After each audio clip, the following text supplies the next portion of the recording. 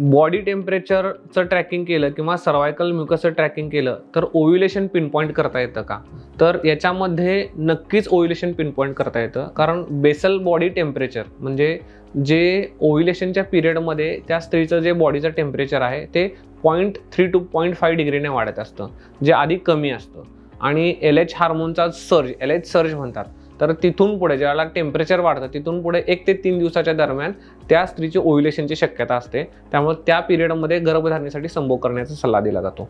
आणि असंच cervical mucus म्हणजेच योनी मुखामधून एक सिक्रिशन येत असतं, जे ओव्ह्युलेशनच्या पूर्वी दाट असतं, जाडसर असतं, पण ते जसं ओव्ह्युलेशन येतं जवळ तसं अंड्याच्या रंगासारखा पांढरट होतो, पातळ होतो आणि जो स्ट्रेची म्हणजे ताणला जातो असा सिक्रिशन होतो. तर याच्यावरून ओव्ह्युलेशन होतं हे पिनपॉईंट करता येतं आणि या 2 टेस्टद्वारे गर्भधारणेसाठी मदत सुद्धा होऊ शकते.